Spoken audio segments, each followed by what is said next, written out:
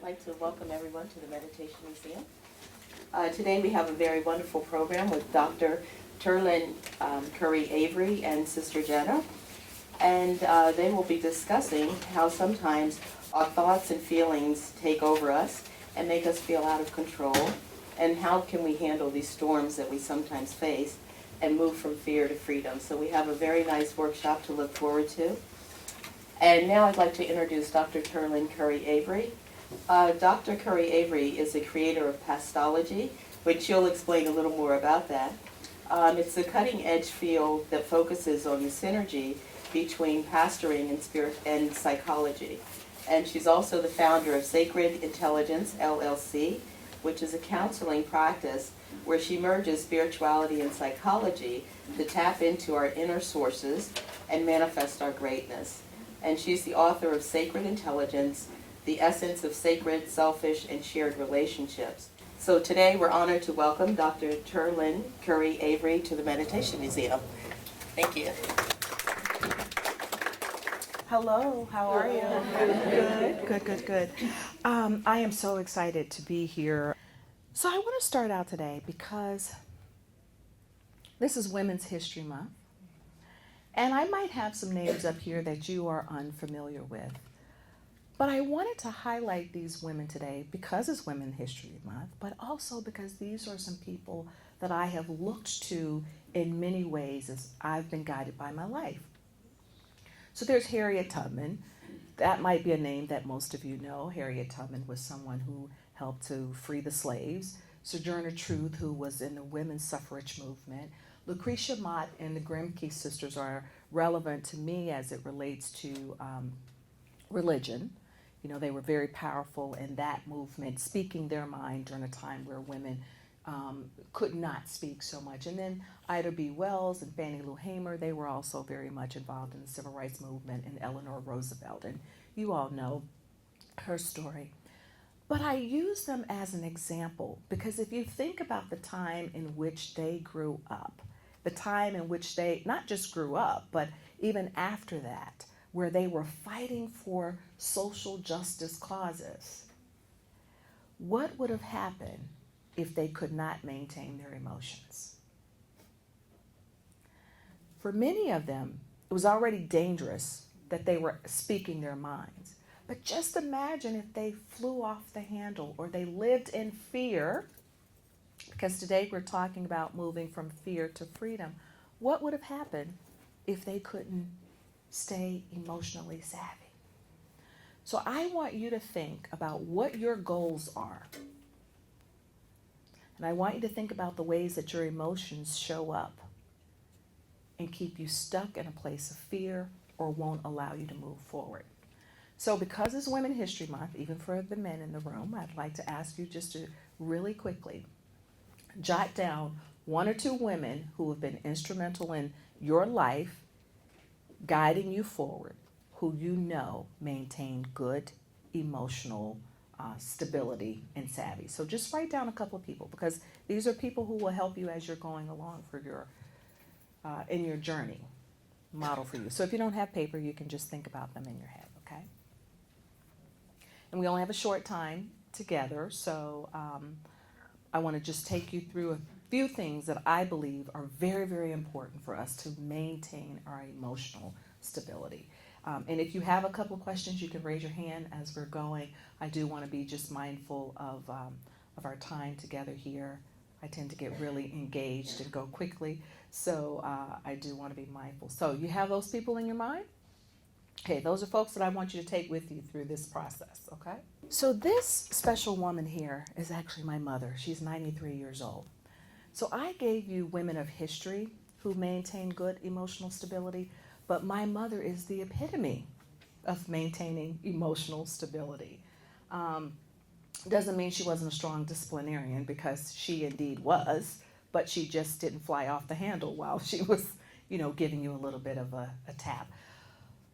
But I use her and the women in my history to remind me that I am capable of staying in control, even in difficult circumstances, that my emotions cannot guide my actions.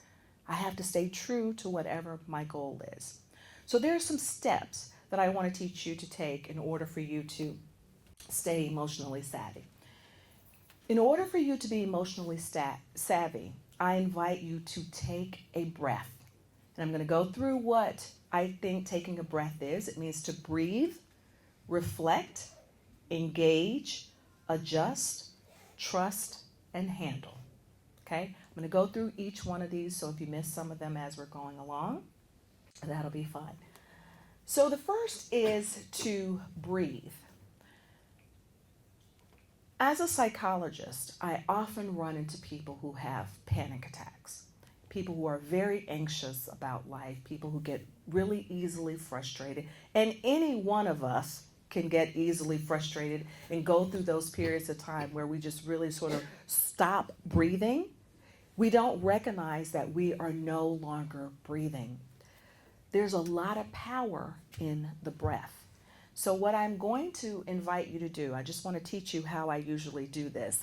And I want you to understand that this actually changes your physiological response. So it isn't just about taking a breath, but it's changing what is going on inside of you. So I used to work at a juvenile delinquent facility, and those kids were tough. And whenever I would tell them when they got really angry, I would say, just breathe, just breathe. That doesn't work, that doesn't work. Yes, it does, because actually it slows everything down, changes your heart rate, changes your pulse rate, and it gives you time to think instead of reacting. So in order to take a breath, what you do is you take a deep breath in to the count of 5, you hold it for 5 seconds, and then you release it for 5 seconds. So can we just practice that just so that I know that you know how to do it? I don't want you to go like that. I want you to take it in really, really slowly, because if you take it in too fast, you won't be able to hold your breath and it won't work. So can we take a deep breath in to the count of 5? Ready? Deep breath in. 1, 2, 3, 4, 5, and hold it. 5, 4, 3, 2, 1, and release it very slowly. 1, 2, 3, 4, 5.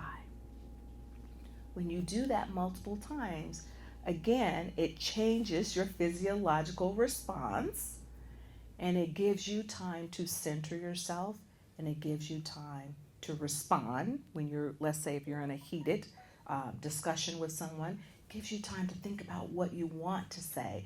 And it also gives the spirit time to guide you with what to say instead of saying the first thing that pops into your mind. Because how many of you in here have ever gotten into trouble by saying the first thing that popped into your mind? Like we all have, right? But the other thing that I want you to think about in terms of just breathing, I believe that the breath of God is in us. The Spirit of God is in us. And if we use that moment to take that breath, I believe that our sacred intelligence kicks in. So our sacred intelligence is that inner part of us that guides us, that sacred part of us that guides us and helps us to make intelligent choices. Choices that are going to manifest our greatness and choices that are going to help us manifest the greatness in other people. Okay? So take that moment to breathe. The next time someone close to you, for instance, just really, really gets on your last nerves, take a moment to breathe. And it honestly helps. The next time you're feeling panicky or afraid of something, take a moment to breathe. Because when you take a moment to breathe, it is again going to allow you to think about what are the alternatives to this situation that I'm involved in right now. When you are emotionally charged, you cannot make good decisions. I don't care if they're happy emotions. Think about some of the relationships that you've had when you've been extremely happy with those people. Like when you first start dating, yeah, right? You make some really crazy decisions when you first get involved in some relationships because, you just want to be with those people all the time, right? So we try not to make decisions when we're very highly charged with our emotions. So take a moment to breathe. The next thing I want to invite us to do is to reflect. So if you think for a moment about a situation, the last situation that made you a little frustrated or angry, reflect on that situation just for a minute. And think about whether you were mindful of your emotions in that moment when you got really, really upset. So what I invite you to do is, if you're mindful of all of your emotions just to check in and say, how am I feeling in this moment? What is going on for me in this moment? But then I want you to also think about, what is this situation reminding me of? What are the triggers? Be mindful of the smells. Be mindful, for instance, is there a certain taste that's coming up? Are you hearing something that people aren't actually saying? So I'll give you an example. I think I'm better with this now, much, much better with this, but I'm the youngest of 10 children. So can you imagine you have like 9 other siblings and then your parents? Somebody is always telling you what to do. They still always tell me what to do, and I'm pretty old at this point, right?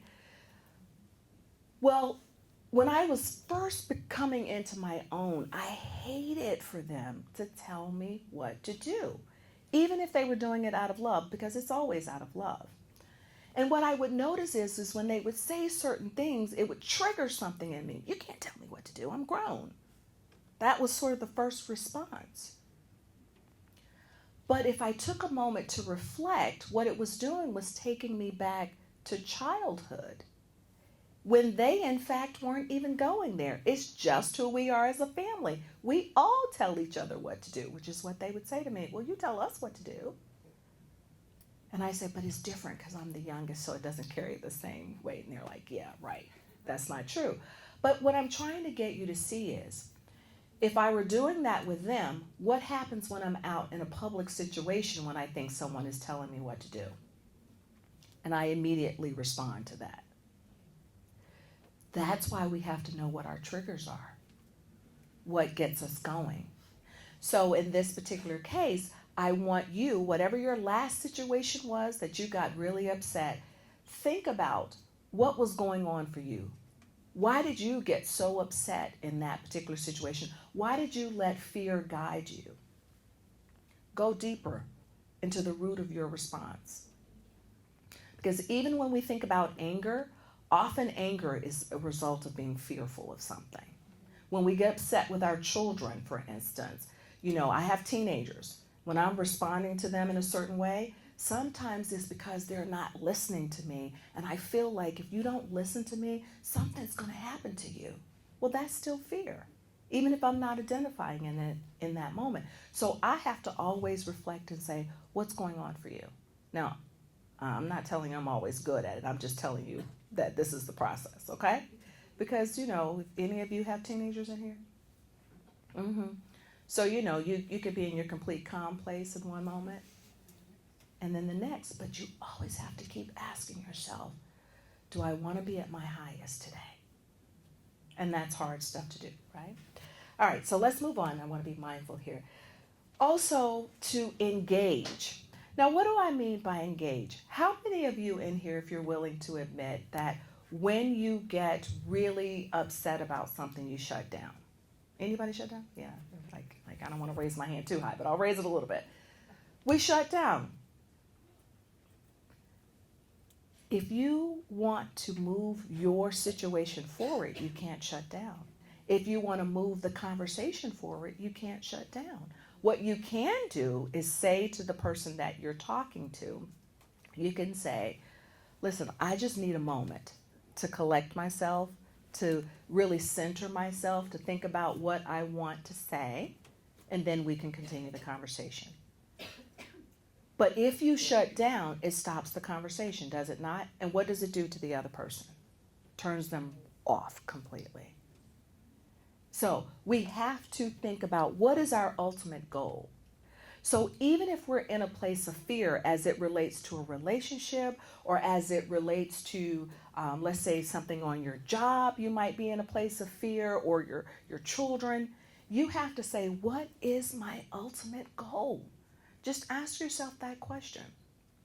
So if it's a matter, for instance, when I talk to my daughter about going out and I'm worried that, we live in Connecticut and there are back roads in Connecticut and dark, not the lights that we see here. And sometimes it's raining and, just all these things. And if I'm talking to her about being safe and she starts to rev up because I don't really know anything, right? I know nothing.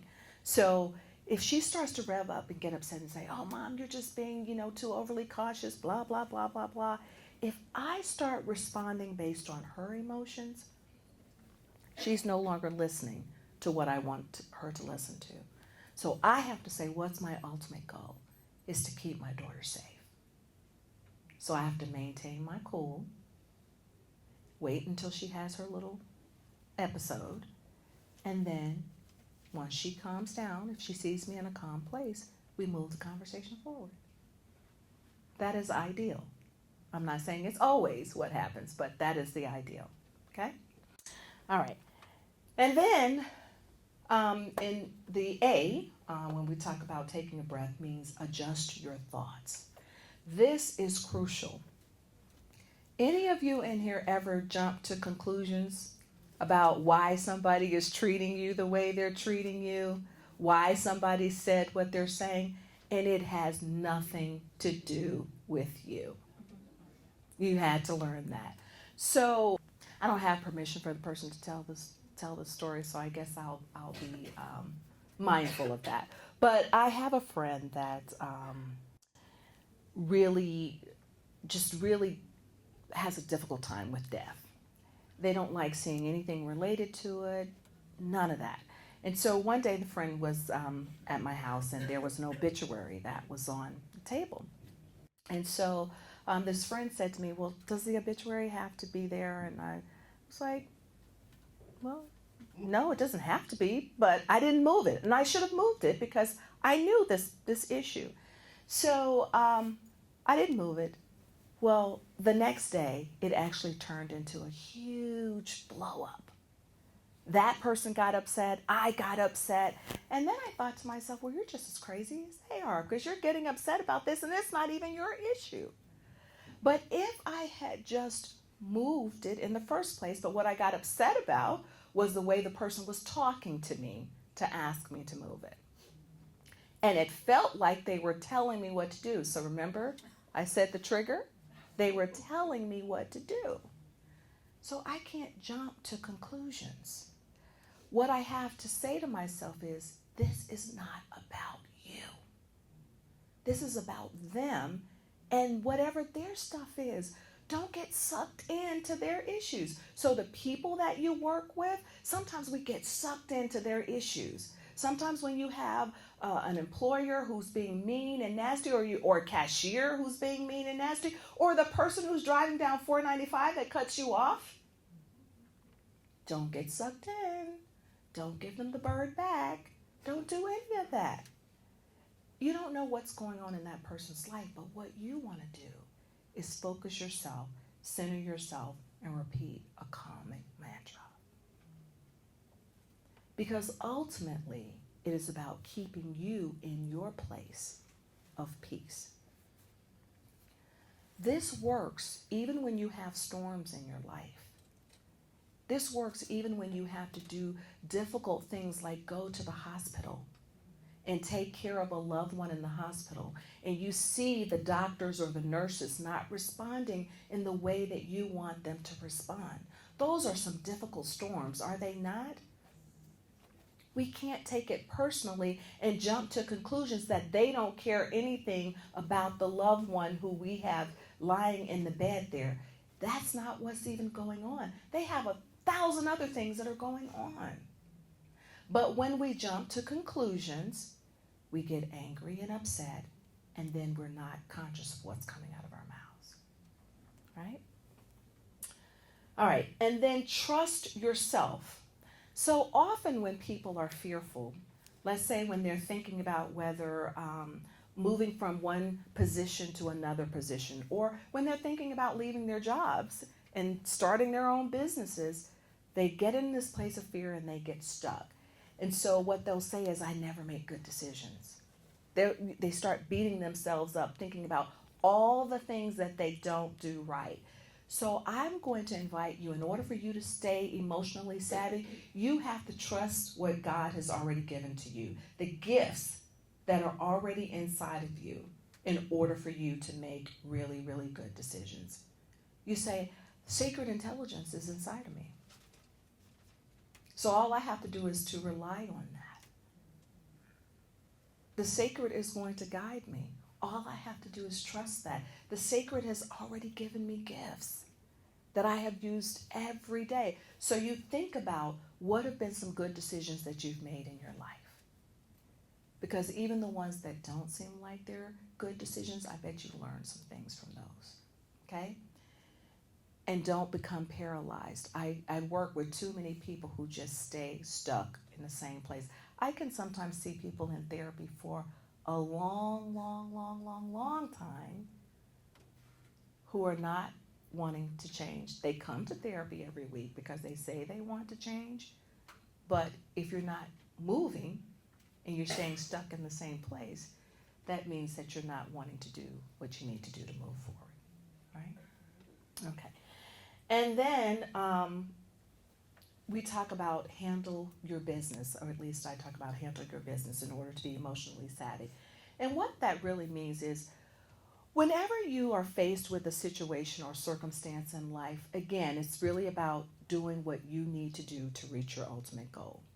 If you think about when we have a child, we put a lot of care into caring for that child and nurturing that child. If you have a dream or goal or a desire, how much time are you spending nurturing that dream, that goal, that desire? How much time are you really putting into what you really want? Or are you staying in that place of fear as opposed to moving forward? I'm giving you some techniques here, but all of these things take time. They look like they're really simple, but they're not. You have to put in the time for whatever it is that you want, and you can't be split in 50 different ways if you want to move forward. Because all that does is increase your anxiety, and then your emotions get in the way. And do it with precision. Be meticulous about whatever it is that you're doing. So if you put the care in it, you're going to know how to organize. You're going to know how to prioritize, right? And I want to just say this: sometimes when we are working on our dreams and our desires and all of that, we do the things that are easy first instead of doing the really tough things. And sometimes we really need to do the really tough things because that's what's going to move us forward. And then also have the confidence as well. But that confidence comes back to your sacred intelligence. Okay? So, in order to be emotionally savvy, I'm going to end with a question for you all because I know that our time is short, but we'll be taking questions and answers, I believe, a little bit later. But what decisions do you need to make in order to you to move forward into a place of freedom? Just want you to write that question down, and I want to leave you with that question because I want you to think about what do you need to do to move forward in your life. Now I'd like to welcome Sister Jenna. Sister Jenna is a spiritual leader, and she's also the director of the Brahma Kumari's Meditation Museums at this location and in Silver Spring, Maryland. She serves as one of the evolutionary leaders in service in conscious evolution, and she was selected by Empower a Billion Women 2020 as one of 100 most influential leaders. Now we welcome Sister Jenna. Why, thank you. Thank you so much for coming out this morning. Didn't you love Dr. Avery's presentation, everyone? Give her a big, big, big, big, big, big. I think the antidote to the storms are all internal. It's a conflict of internal values, wouldn't you say? Yes. Something inside of us is conflicting with our truth and with our illusion. And over a long period of time, unknown to us, we were building a narrative which we call in Hindi, Maya. Mm-hmm. It's a narrative of Maya. It's illusion, not Maya Angelou, who we all value, which was definitely no illusion on the planet. But in terms of the meaning of the word in Indian culture and mythology, Maya means the ultimate illusion. For example, as simple as, this is a chair. It's real. But if I think this chair is my chair, it becomes an illusion. But if I begin to identify my identity, my purpose, my interpretation, and I attach myself to it, it becomes Maya. Mm-hmm. And it's the Maya that creates my storms. That's great. Yeah, you got that? Mm-hmm. So the whole effort of spirituality and the whole effort of self-realization and the whole effort of self-empowerment and the whole effort of coming to the meditation museum, the whole effort of getting Dr. Avery's book, getting meditation CDs, trying to be around the best kinds of people that we declare are good for us, is to end our Maya. Mm. The antidote to get out of storms is to finish our Maya. Letting go of my attachment and my interpretation of a relationship, my attachment and interpretation of a possession. It gives me a lot of suffering if you don't value me. I went away to India a month ago, I think, and I had a very deep touching in the morning, and I have a lot of love for God.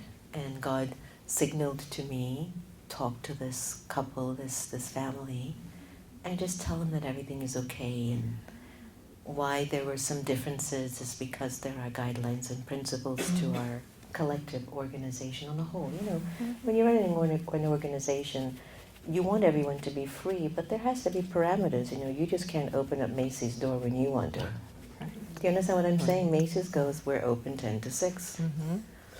But you want to come in at 8, and you happen to have a spare key. They're like, no, you can't.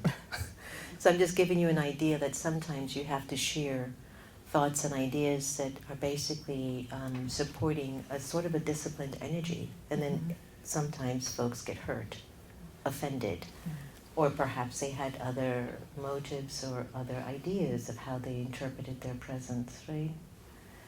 So I spoke to the person, and 2 of them, and one of them just walked out, oh, it's all about her. And I was like, wow, that's been a long time I've had someone speak to me like that. But it also helped me to check where I was. Am I attached to my role, or am I attached to my virtues? Mm-hmm. Because the storm would come from my role, but the calm would come from my virtues. Yes. Do you understand? Mm-hmm. Mm-hmm. And so even though I believe I give you just as much respect, and I perhaps feel that you should share that back with me, should. No one can do a shoulda, but you should, no? Mm-hmm. Sometimes it doesn't always work that way. And I have to tell you, it's been decades. Someone hasn't just walked out on me like that, right? Mm-hmm. So how much did that touch? Was it touch my ego? Did it touch my Maya? Did it touch my attachment? Whatever. Okay? And if you'd like me to honestly tell you how I rated myself, B-. I was still like, that's the reason why I really needed to have this discussion with you. But I could see my energy wasn't like a 1-year-old. Like, oh my gosh, she's walking out. She must have some candy waiting outside. I didn't do that. It was like, excuse me? You know? And I think parents know it even best. When the kids are like, oh, slam the door. You know, or I'm not coming for dinner. Or when they begin to tell you, you don't even know what you're talking about, right? And the parents are like, oh, no, you don't. And then you go through who is in charge of the house, who pays the bills here, who's going to put you in college or not, you know? And you get to see the storm that happens as you even utter these words to someone that you love, right? So the Maya, this Maya, man, that takes you over. And so meditation, spirituality, Dr. Avery's book is to help us to reduce Maya. Because without Maya, we wouldn't even know that we're really in a bad state. Yeah. But with the Maya, we go, you know what, I don't think this is who I'm supposed to be. So today's conversation between us and an expert, student, my wish is that we really have a heart-to-heart conversation about how do we get over these disturbing feelings. It could be from the news. It could be hearing it from a friend. It could be from your spouse. It could be from an in-law. It's just disturbing your spirit. This isn't what I'm signing up for. And I don't like the way I feel when you're in my company. I don't like the way that I feel when I see this. I don't like it when I come in this place. I don't feel good. How do we address that feeling, Dr. Avery? Which to me signals it's my opportunity to shift my Maya into truth. But sometimes that takes us a long time to accept it's me. It's just easier to say it's you. You sat in my seat. You see how it's easier? That's my seat. And you have, did you see she sat in my seat? And you get a tribe of supporters, right? And you feel like you're justified. Yes. Not realizing, but is your energy at peace? Because there are 50 other seats. Can you answer that? So I can say definitely you were talking about me with that whole child thing, right? Because we do go to that place. But here's what I would offer. This takes time to be in this place of that's not my seat. You know, and church folks are really good with that. You know, you go walk in church and you're sitting in somebody's spot that they sat in for 20 years. But really, it is about saying that, first of all, we are all one. We have this shared humanity. And that if I'm looking out for my good, I'm also looking out for your good. And it's a constant reminder is that, wait a minute, I have to take it down a notch. This isn't about me. You know, I love Miguel Ruiz's book, The Four Agreements, because the first thing he talks about is, you know, don't take this personally. And I think that you were so, it was such a powerful statement for you to say, we make it about us. And when we become emotionally upset, it's usually because it's about us in that moment. Things that we need to deal with that we haven't dealt with. But I do want to just say one quick thing. Sometimes that there are other people in our space who have such negative energy that we do have to figure out how to remove ourselves from them until we can get to a place where we've evolved enough to not pull their negative energy into us and that we can respond from a place of love. It's hard to do, but it can be done. But I advise people, particularly when they first start to change and to modify their behaviors, I actually say to them, there's some people who are toxic, and actually in my book I talk about that. There are some people who are toxic, who will keep you down here when you're trying to move here. And so until we're in a place where we're stable enough to always stay, or majority of the time, stay in our positive place, in our highest place, then we have to distance ourselves from those people until we have built up enough spiritual stamina to move forward. Okay. Now, fear is a big thing. Fear is a big component of Maya. It's a big companion to Maya. Sometimes we're not aware that we're actually afraid of something until the situation presents itself. I'm afraid of, we might get signals, I'm afraid I'm going to lose my job. What generally happens is that you get a thought, and the thought accompanies a feeling. And if you've been honest, you can identify if the feeling is coming from a past expression, a past experience, or if it really is your future that you're intuitively picking up. Once again, many of us get signals. They come in the form of a thought. Sometimes the fear is very overwhelming. And the fear can be connected to a past experience, a past emotion, which validated, yeah, I'm going to lose my job. I can feel it. but it could actually be just something of the future and not necessarily of the past. If it's a future that you're being signaled that will happen, you won't feel fear, you'll feel release. When it's coming from your past, you will feel emotional. You will feel the fear if it's coming from the past. If it's simply your intuitive abilities, if it is simply your honesty with yourself, and you get the signal, you will just feel as if this scene is just ready to release you. And you'll feel like you're being prepared to be released so that another door can open up for you. I've lived this as a fact. So I'm not speaking anything from any book or text that I've read. This has been a reality. So it's difficult for us to accept that all emotions, to me, are mixed feelings of truth and illusion. Yeah. That's why it's an emotion. It's mixed in my mind, where there might have been something very beautiful happening for me, but also I messed it up. Something interfered in the beautiful feeling. So anytime you and I have an emotional moment, you must make this your religion, your mantra. It is something from my past that I'm being reminded of. Perhaps I need to remember not to repeat it, to see if I had missed something along the way. Or perhaps it's signaling to me an area that I need to empower and to bring more strength back into my, consciousness, my thinking, my pattern, because I know this feeling too well. And after you've studied the law of emotions over and over again, if you've ever lost someone that you loved, if you've ever been left by a partner, if someone has left you in a relationship, what they called it, break up with you. Sorry, it's been a long time.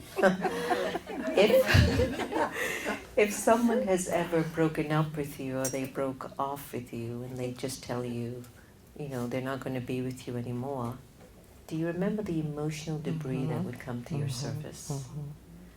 Did you remember how debilitating it was, how exhausting it was when it was done with you? Right. So we have the proof that emotions take a lot from the soul.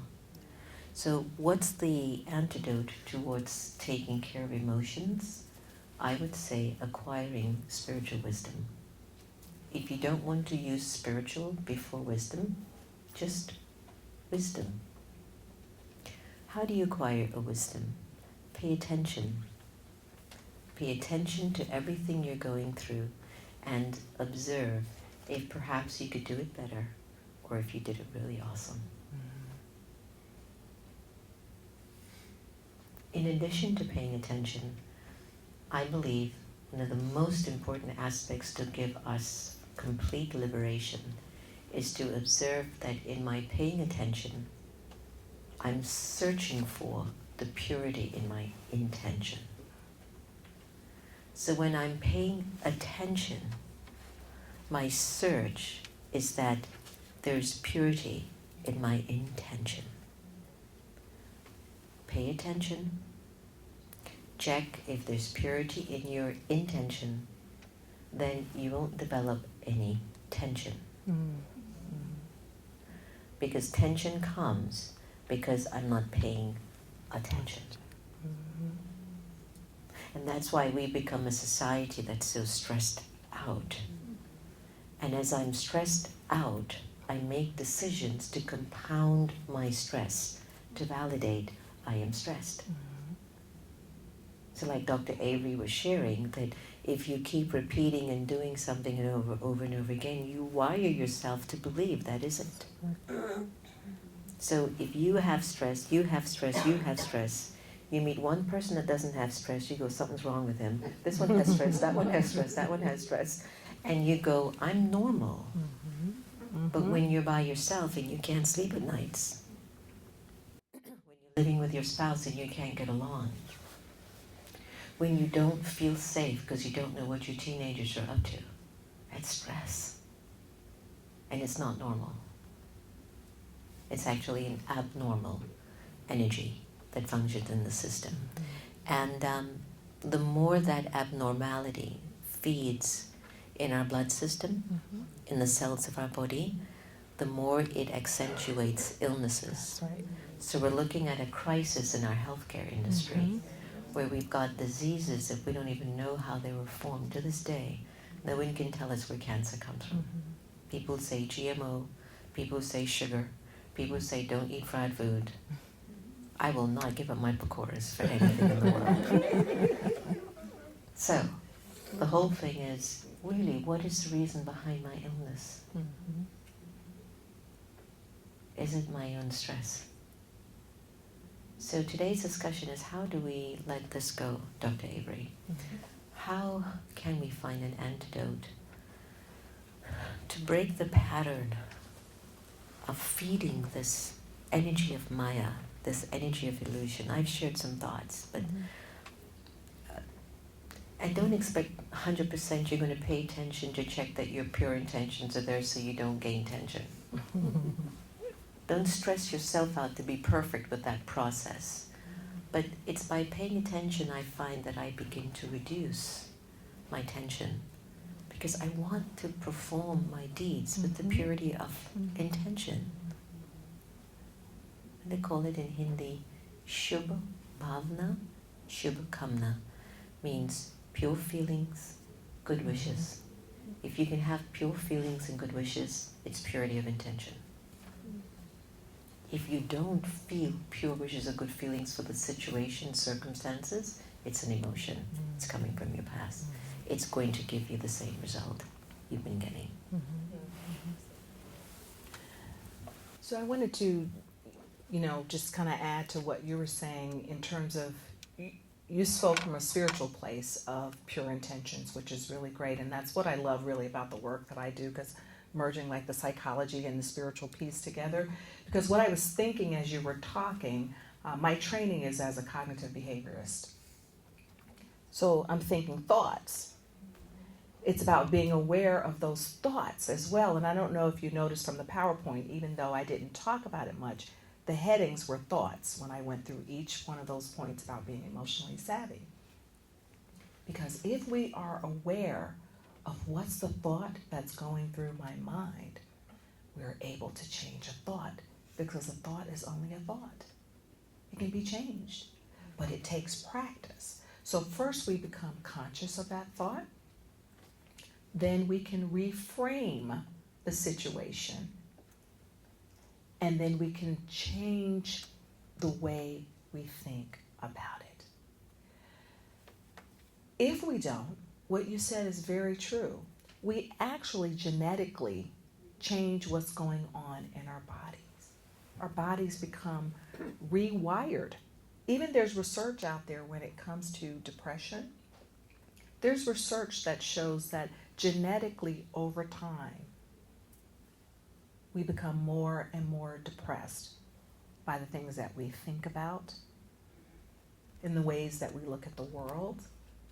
So it might have started out as something small, but then when we keep that thought going, it adds to it. Now, I'm not saying every single person, because I don't want you to go away from here and think, oh, if I'm depressed, it's because I've rewired myself. I mean, some people are clinically depressed, and we can go through that another time. I'm not saying that. But what I do know is, if you change your thought, you change your behavior. They go hand in hand.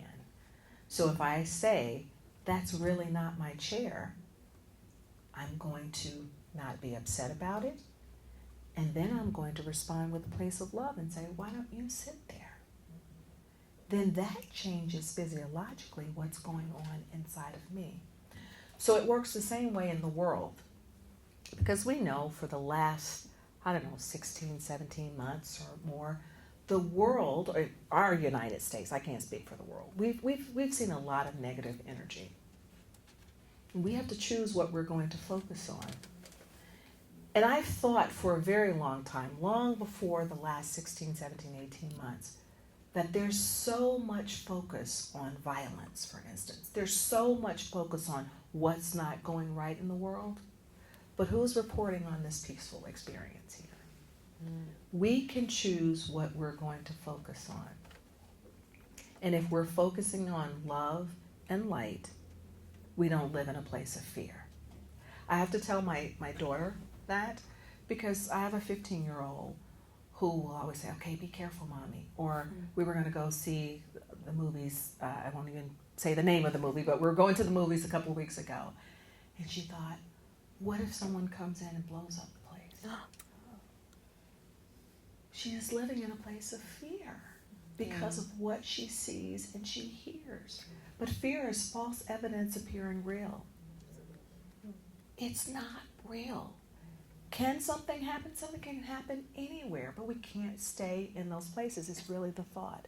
We have to move through life from that place of pure intention, but move through life saying, you know, I am going to change the way that I think about this situation and not live in fear.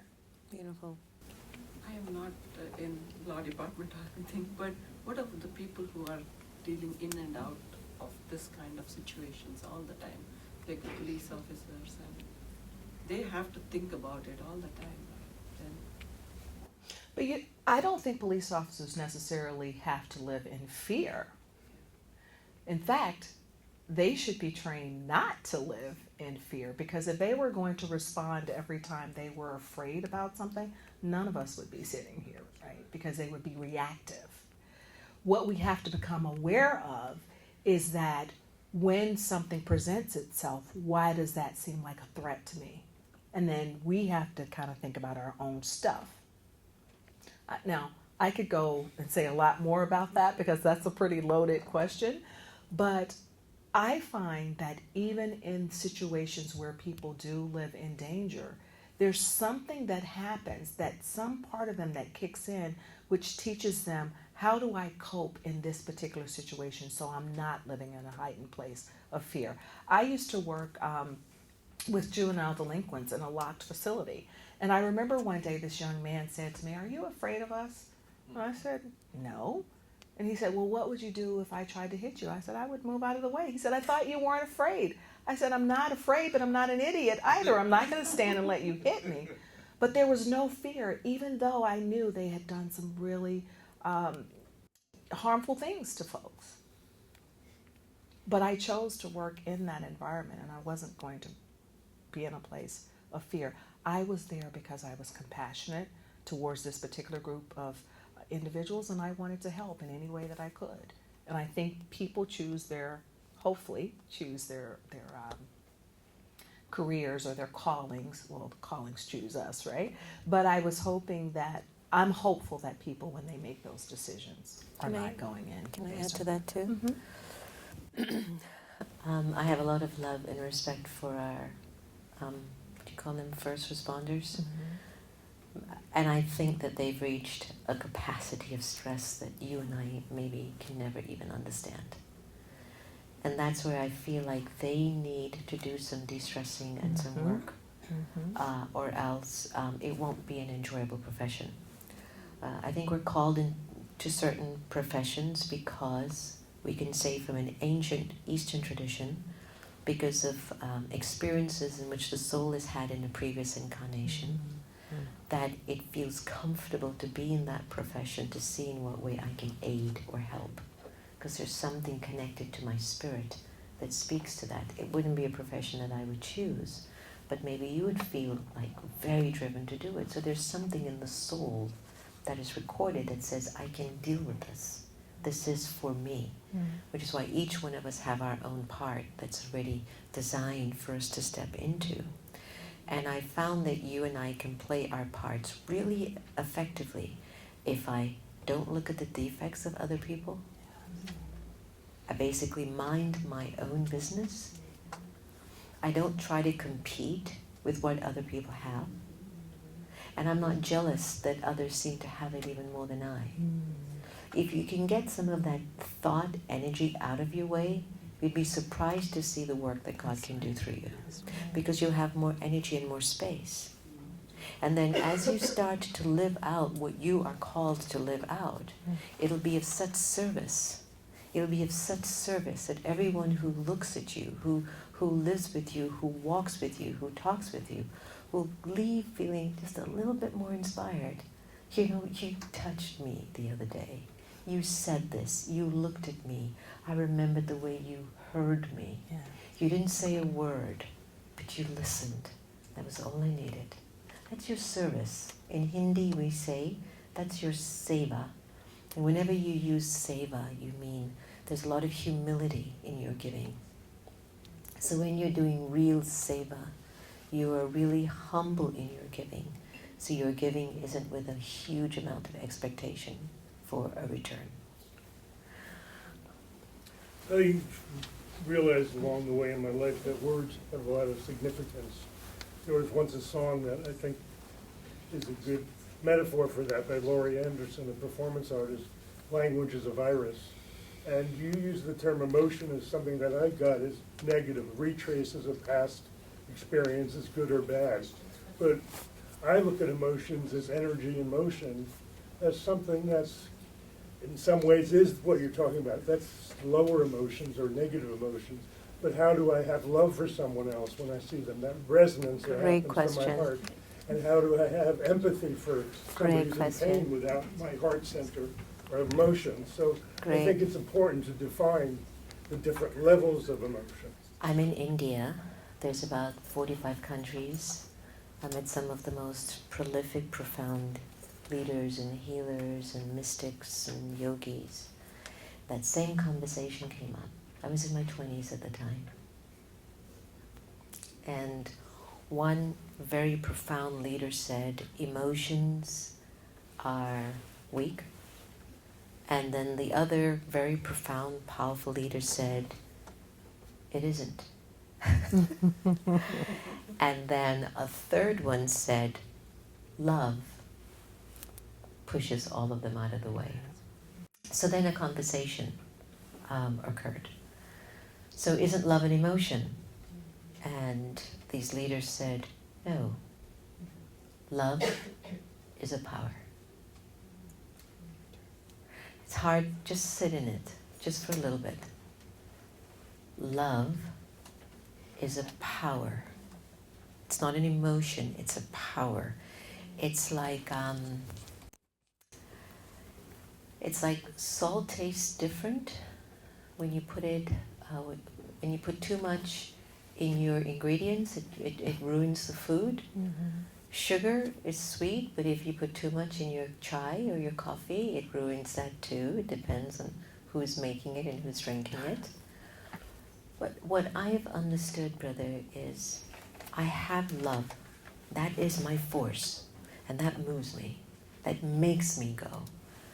And at the same token, I have found for me, when I begin to build up attachment in my love, it becomes emotional. Mm-hmm. And there are times in which I've become accustomed to the emotional thrust. And at some point in time, I don't feel always completely energized by the end of the game. I can only tell you from my experience, okay? So I'm not giving you a global, final, universal response. But I do know that when I observed that conversation, emotions were weak. The other one said, no, emotions are a force. Then the third one says, but love deletes those two. That it made me sit. So, what's my definition of love? When you look at a baby, you can accept everything about that child. And parents who've had children, you will do anything for that child. You don't care. You will do anything for the child because of that energy of love. When something happens and you feel betrayed, hurt, a sense of loss, despair, and you feel the emotional debris, you can also let that emotion go, I am not going to accept that, right? And you let that emotion push you forward to really move the narrative to another level that you go, I wouldn't have done it if I was just loving, right? So I leave this for you to contemplate on because I can only tell you from my experience, emotions drain me. But when I'm in a place of love, you can't compare. Nothing can touch me. Now, it doesn't mean that I'm not driven, I'm not inspired, I don't make things, I make things happen with love. but it doesn't empty me out when I'm done. When the emotions are there, I feel it. I feel it. My heart beats faster. I feel a little drained. I'm not that clear. I force myself to make something happen. Now, each of us have our own way of doing things. So you could mix your emotions with your love and you could see that it makes things happen. I'm not saying that what you're doing is not right. I'm saying that for me, it has not been a strong force for me.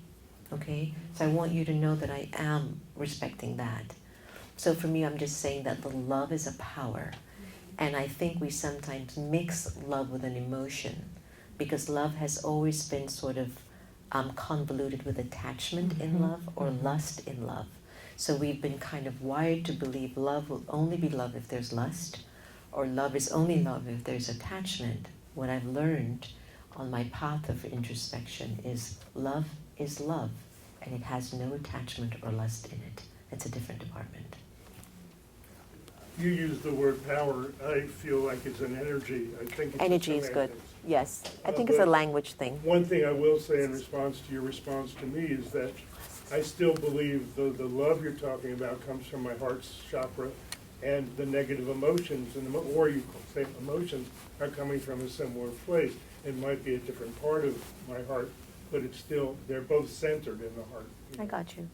I think we're speaking You're very saying the similar same. things. The language is just different. That's why I brought up the semantical issue. Thank you.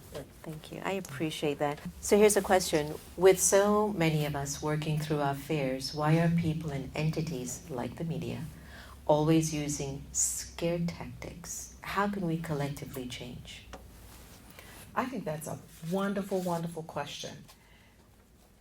Because what I would then throw back at whoever asked the question is, when we say that we're working through our fears, how well are we responding when other people come to us about our fears? Do we get sucked in and we go back to entertaining the questions and thoughts and whatever they have? Or are we working really towards not being afraid and being in a place of peace? And I think that what happens is, this is great.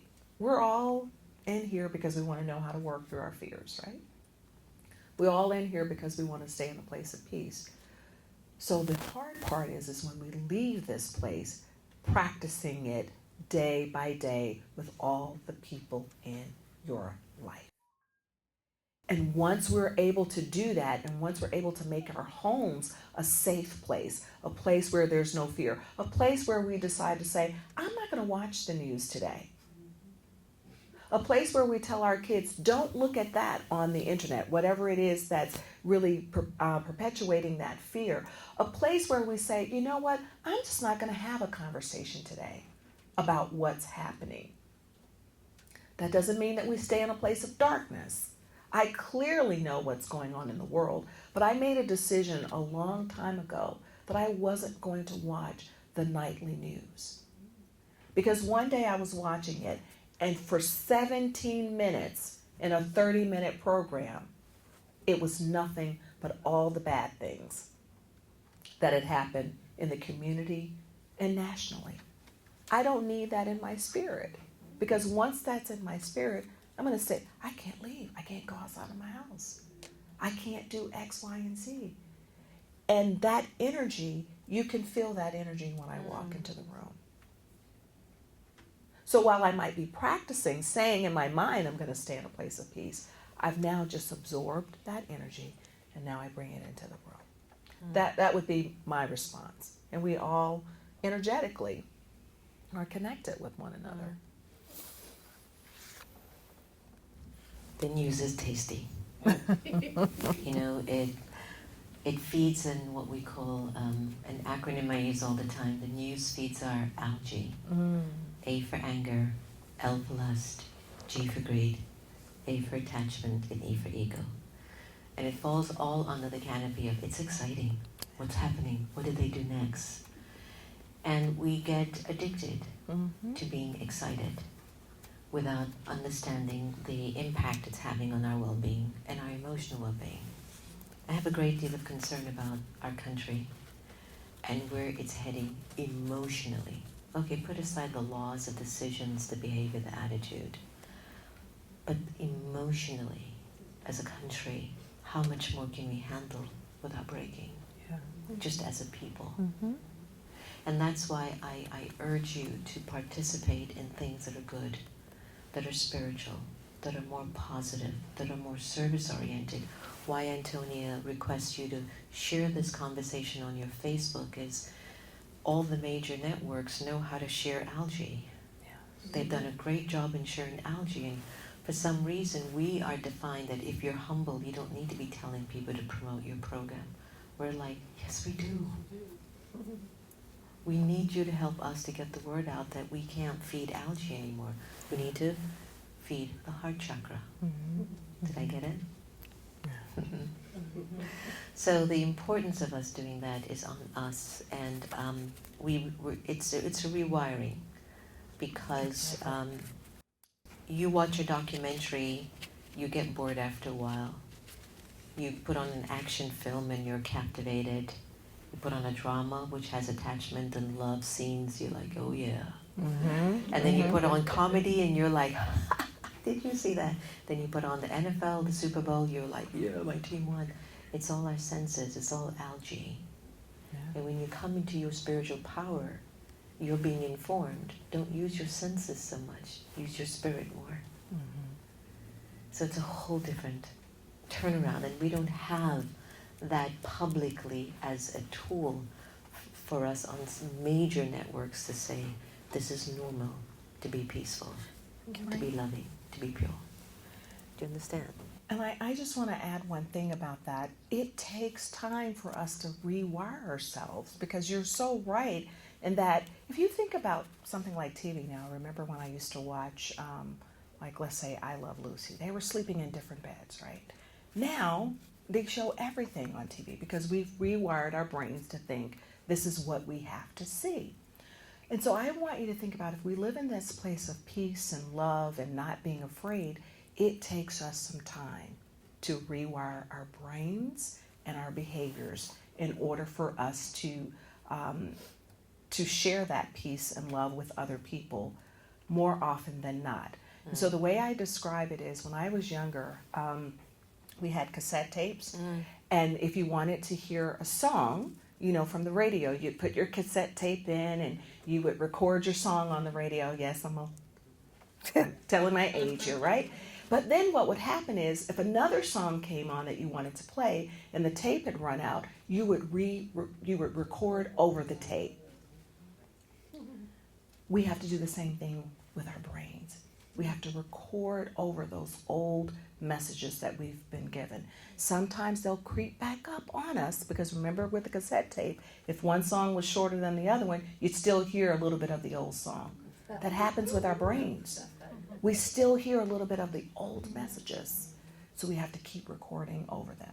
Very good. Question. My Maya is telling me to stop taking meds. My vitals are good. Pad okay. Please forgive me, whoever wrote this. Cardiac, everything seems okay. So, I'm going to the doctor. Something is wrong with this picture. So basically, they're going to the doctor, everything seems okay, but they're still on the meds. My gut is telling me, stop taking the meds. Response?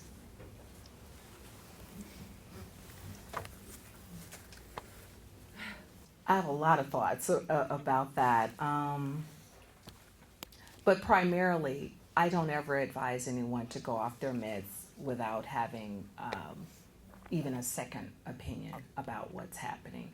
Because what I have seen all too often, there are two things I've seen. I've seen people, particularly as it relates to depression or some other mental health challenge, to feel better after they start taking medications, and then they stop. And as a result, it makes things a lot worse. So from that perspective, I generally advise people not to do it without your doctors, just consulting your doctor.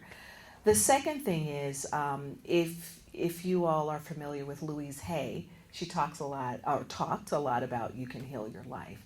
I do believe that there are things that we can do mentally and there are things that we can do physically that aids in healing ourselves. But I, again, don't think you do it exclusively of consulting the professionals as well, which she talked about in her book. That she, under the advice of her doctor, this is what she did. I've seen from a spiritual place that people will say, I'm not going to take medication because I'm just going to rely on God to heal me. And I'm always taken aback by that, because did God really say that to you, or this is just your thinking about it?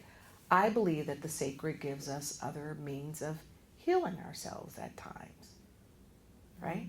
And medication may be one of those. This is something that requires deep thought. So I wouldn't say, no, it never, ever. You know, you have to listen to your insides, because sometimes your insides could be saying, this isn't the right medication for me. This isn't the right intervention for me. So you pay attention to the sacred, but please don't do it exclusive of having that conversation.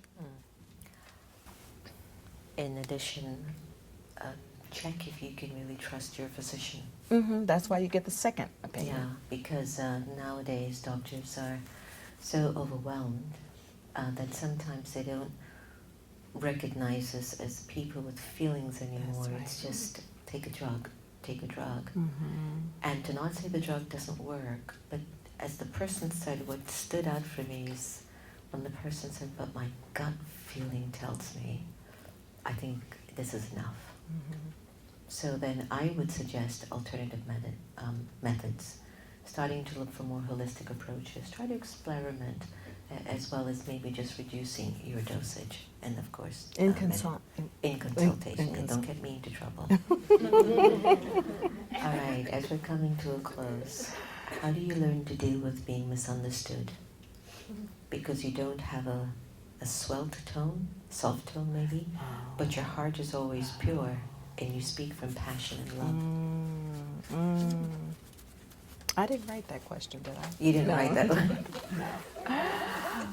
I'm teasing, because this is something I actually have had to learn, particularly being the youngest of 10 and being the woman that I am. I speak, very directly with a lot of passion, but I've had to learn that other people haven't had the same upbringing that I've had and the same exposure. So if I'm speaking in a way that puts that other person off, I need to be sensitive to that.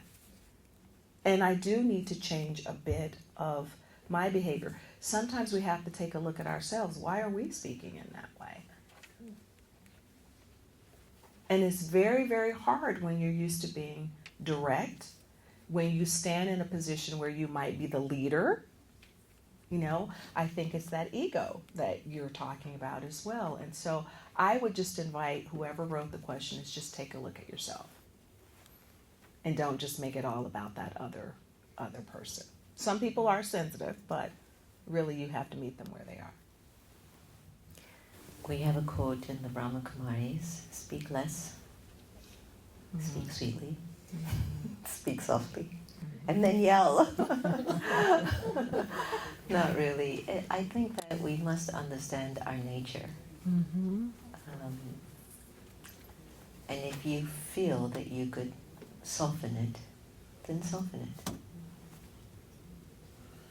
If you feel that it's hurting too many people, it's too aggressive, then maybe I need to just rewire my nature a little bit. That's all. Okay? All right. Wonderful questions. Yeah, Dr. Avery, any last minute sharings that you would like to offer our wonderful community of friends? So I would just like to leave you with this thought, because it's really how my guiding principle is just to know that you indeed are divinely created and loved unconditionally. And if you walk in that place of who you are as a sacred being and as a loved being, it really will reduce your fear, and it will also help to stabilize you in emotional situations, because then you're mindful about what you do to yourself, you're mindful about what you do to other people, and then you're mindful about what you allow other people to do to you. Thank you. I tend to come from a personal perspective first, and then I take it to what I've learned on my spiritual journey, and then I share it with my friends and family and community in sacred trust. So understand that's where I'm coming from. I think that we're in this very telling age in time, that if you really listen to how you're feeling, and if you really listen to your thoughts, they are sending us consistent signals. What to change, what to adjust, what to make better, what to let go of. It's signaling us a lot. And I don't think it's any more appropriate for us to say, I'm too busy to take care of me. I'm too busy to listen to myself. You can listen to yourself when you're in the car driving from a meeting to another meeting. Mm-hmm. You can listen to yourself when you're walking from your cubicle to the restroom or getting coffee. You can listen to yourself when you're about to get up here and get a wonderful CD and Dr. Avery's book. You can listen to yourself. You can listen, and let me tell you the importance of listening. Check how you're feeling. And if you're judging anyone as you're looking at them, that's feeding algae, and that's an emotion. If, as you're checking your feelings, it feels like, oh my gosh, I was so inspired by that person's dress or that person's look, or so inspired the way he walked in the room, that's feeding your future progress, your future better self, because you can feel it's a release. I'm being released from chains of my past. You can feel you're getting more free. Anything that gives you a sense of freedom, right?